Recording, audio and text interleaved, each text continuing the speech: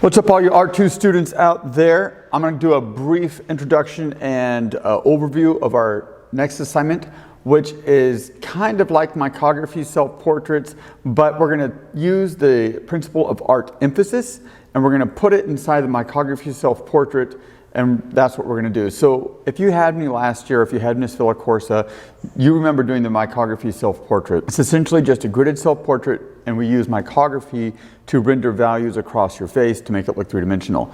The difference, what we're going to do is you are going to use either color or texture, value, something within the elements of art, and you're going to draw emphasis or a focal point on a certain part of your micrography self-portrait. I'm going to go over to the computer. I'm going to show you guys some examples of what I'm talking about. And if you guys have any questions or you seem confused, please let me know, because after all, this is an Art 2 class, so I'm not going to be as structured with an Art 2 class as I will be with an Art 1 class. I'm going to let you guys have a little bit of freedom to move around and to experiment with the principles of art. I'm going to go ahead and go over to the screen, and it's going to go right about now. I went ahead and did a little bit of research. I'm going to show you guys what I looked up. And if you look up here at my tabs, you'll already see it: gridded self-portrait, micrography portrait, micrography value scale. And of course, I'm going to show you guys some stuff from last year as well. So the micrography self-portrait, I'm going to do a brief overview, and I'm going to show you guys how we're going to take the micrography self-portrait and begin to change it into an Art 2 assignment. So micrography portrait. So to do micrography portrait, I just went over here and I typed in micrography portrait into the Google search, and I hit enter images. And what we're doing is something very similar to this. Like that right there. Essentially, you're going to take a picture of yourself, you're going to grid it, and then you're going to use micrography, which is literally words, to render values on your face.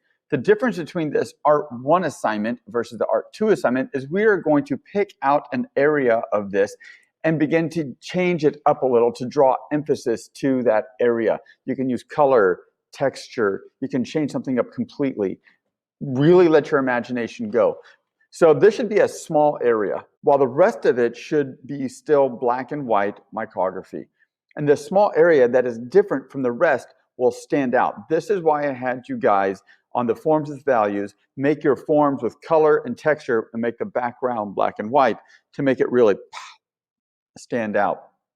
So let me show you ideas when it comes to emphasis. So I went to gridded self-portrait, and of course I typed in gridded self-portrait, and let me show you what I'm talking about. This is a really good example right here. Everything on here is pretty normal until she drew emphasis to this area of her face by making it look like she's part of a dragon. Oh, I could show you my example.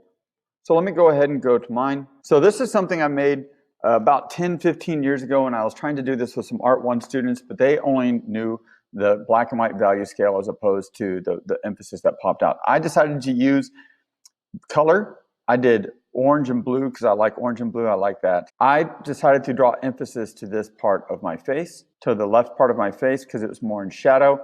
And then I just added a variety of different rendering techniques for the black and white. What stands out is the blue and the orange. That's what really stands out. But you can do something very, very similar to this if you so desire, and this is totally acceptable for a passing grade. Another example I did, let me actually go back. All right, so here is another example I did. Here's another example I did many years ago. This is actually newer. This is about 3 years ago. And if you were to take this for an example, I took a picture of myself, and then I went into an altering program, and I altered the image a little bit. And to emphasize this, I made my hair colorful to create emphasis. And then, of course, if I'd use this for my project, the rest of these values would be put in with micrography. So instead of doing a smooth value scale, I would use micrography. So this is another really good picture to draw emphasis, not to mention that third eye right in the middle. That is really a focal point. It really draws emphasis almost as much as the color. And this would be totally acceptable for something as long as you guys use micrography for all the black and white values. So the first rough draft right off the bat is you're going to have to create a value scale just to get you guys used to using micrography. So it's right here, and I've already created a video for that, and I'm going to just post it on there. So I created a video to show you guys how to do the value scale using micrography, and instead of doing a cone and a pyramid, we're going to go ahead and create a sphere. Then, of course, I'm going to show you guys how to create a grid and we're going to do a 1-to-1 ratio for the practice grid, and for the final it's going to be a 1-to-3 ratio, meaning the small one is going to be 5 inches, but the large one, the final, is going to be 3 times bigger than that, 15 inches. Well, 3 times 5 is 15, so that makes sense. So that's what we're going to do. That's the final project. We're going to do a micrography, but then we're going to begin to add emphasis to it. Let me go ahead and show you guys some student work. Of course, you're going to have to take a selfie. Make sure a selfie has a full range of values, going from the lightest lights all the way over here to the darkest darks. Also make sure it's in focus. So here's another one. So if I zoom in, so I got my lightest lights right here under my eye, and I got some darkest darks over here. Let me go to a different one. Sometimes, like over here on this side of my face, it's really dark. That's very, very dark. And then my lightest lights would be right there, like on my nose.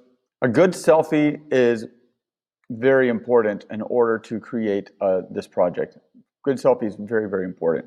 Let me show you some student work and try to help you guys understand what we're doing. So I'm going to use Edgar from last year.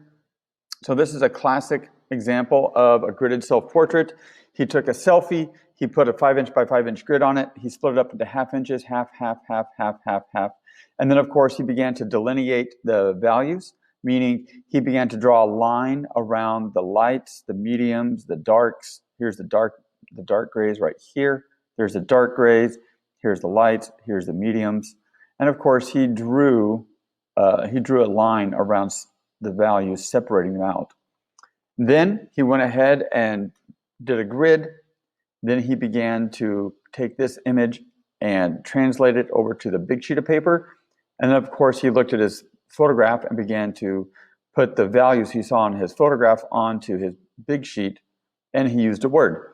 Where we're going to differ is I want you guys to pick out a specific area of your face and draw attention to it, draw emphasis to it. So like, let's take Edgar, for example. Like, let's say he wanted to draw emphasis up here on his hat. Instead of putting micrography there, he decided to put paint, like gigantic paint stripes. Or he decided to get a collage and start collaging all these eyeballs in there. Something really crazy, something really interesting. You are not limited to micrography when it comes to your focal point. I really want your brain and I want your imagination to start really searching for different ways to show emphasis on your work. It's kind of like micrography mixed with something else to draw focus onto that area. You can really pretty much put anything inside this area to make it really pop out. Just bam, punch the viewer right in the face. Like, whoa, check that out, kind of thing. So that's the goal for this final assignment. There's going to be a number of rough drafts. I'm going to go over those in a separate video. And of course, I'll make videos explaining each one of the rough drafts.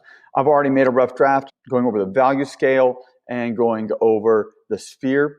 And of course, there's 4 art writings to go along with this as well. If you guys got any questions, go ahead and email me. Let me know what you guys think. And if you're like, I'm confused about this, or I'm confused about that, it's totally okay. I got your back 110%. My goal for you is to pass and to be successful and to actually do really well in this class. And you might be able to click out some pretty awesome art too. What do you know? What do you say? What do you say? Okay. All right. Cheesy art teacher out. Deuces.